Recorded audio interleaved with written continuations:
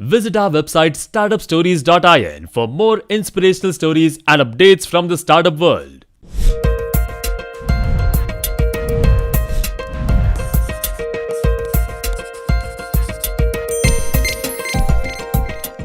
Startup Stories in association with Look.in. There's only one person who has single-handedly revolutionized the adult entertainment industry and turned it into a multi-million-dollar business endeavor. We are talking about a man who has profoundly influenced society in the last 50 years, while his publication remains the world's best-selling men's lifestyle magazine. It has not just transformed a media empire, but is today one of the most recognizable brands in history. Today, we take a look at the life of Hugh Hefner, the founder of one of the most sensational brands in the world, Playboy.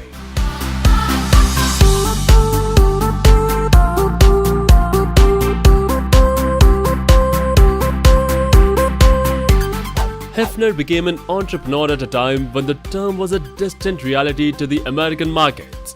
Born into a strictly Methodist family, Hefner, with an IQ of 152, may have been severely disinterested in school, but he always had an affinity towards writing. Hefner rallied to become the president of the student council, and upon winning the position, he started and ran the school's first newspaper. This marked the beginning of his journalistic aspirations that would eventually turn him into the owner of $1 million company. He studied at the Chicago Art Institute for a summer before enrolling at the University of Illinois at Urbana. Hefner earned his bachelor's degree in 1949.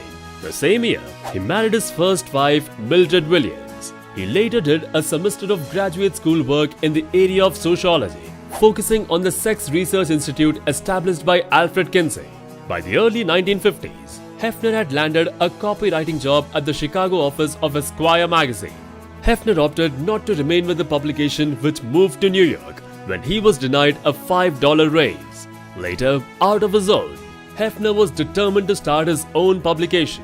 He raised $8,000 from 45 investors, including $2,000 from his mother and brother combined, to launch Playboy magazine.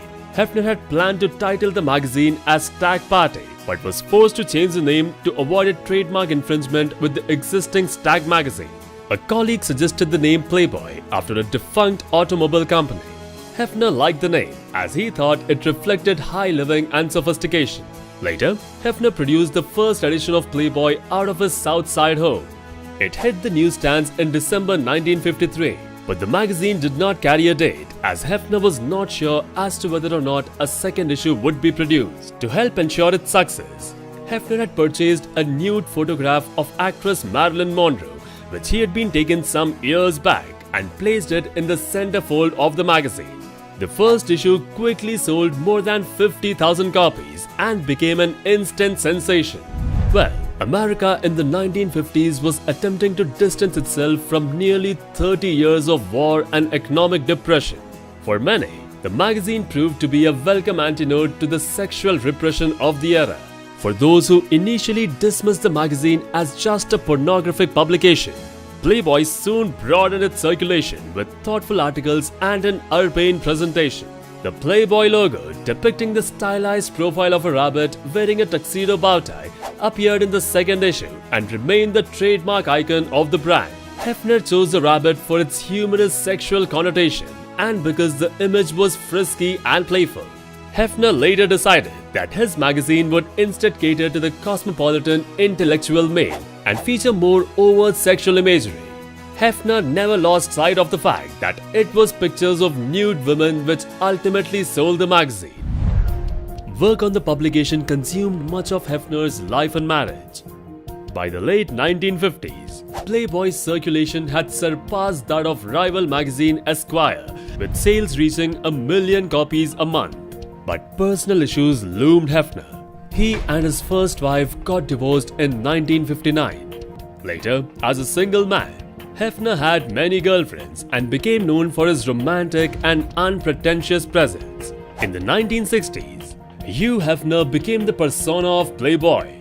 He adopted a wide range of pursuits and socialized with the famous and wealthy, always in the company of young, beautiful women. as the magazine's increased success came to the attention of the mainstream public.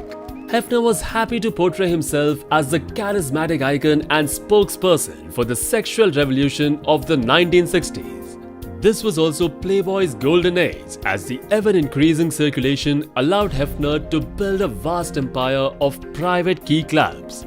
Over the years, Hefner's Playboy enterprises also built hotel resorts, started modeling agencies, and operated a number of media endeavors. Hefner later hosted two short-run television series named Playboy's Penthouse and Playboy After Dark. The publication slowly began to garner a reputation for serious journalism, as author Alex Haley launched the Playboy interview in 1962 with jazz great Miles Davis. But Hefner's success didn't come without controversy. In 1963, he was arrested and stood trial for selling obscene literature after an issue of Playboy featured nude photos of Hollywood actress Jane Mansfield. However, the negative publicity didn't affect the reputation of Hefner or Playboy Enterprises. By 1971, Hefner had built Playboy Enterprises into a major corporation. The company went public and the magazine circulation hit 7 million copies a month, earning $12 million profit in 1972.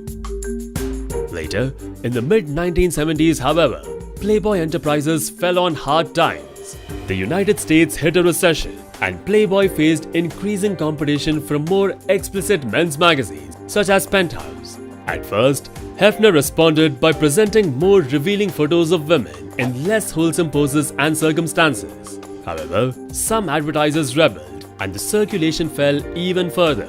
And from then on, Hefner concentrated on the company's operations on magazine publishing.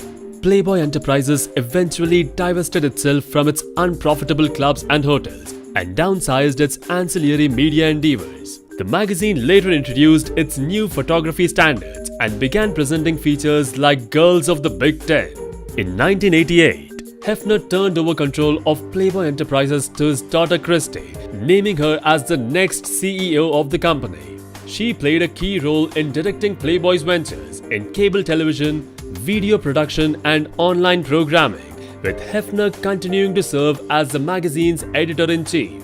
Later, Christy Hefner stepped down from her position in January 2009. In October 2015, Playboy's chief content officer Corey Jones revealed to the New York Times that the magazine was going to make a radical change in early 2016 as part of redesign. Jones and Hefner had agreed to stop using nude photos of women.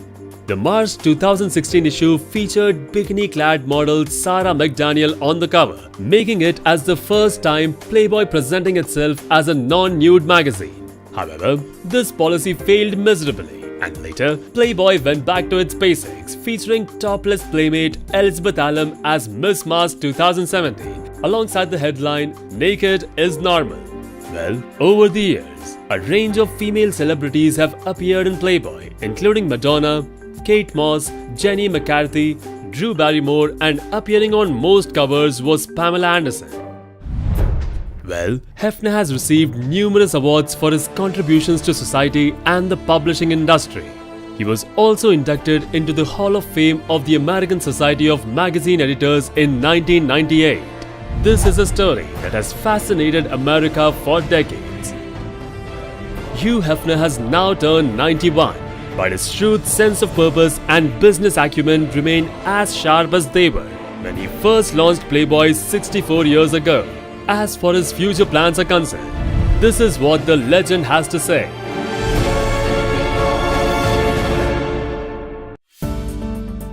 Thank you so much everyone for suggesting us to bring Playboy and Hugh Hefner's success story. We hope you liked it. Do let us know whose story do you want to see next in the comment section below, and we'll soon have it uploaded on this channel. For more inspirational stories and updates from the startup world, visit our website startupstories.in. Till then, stay motivated.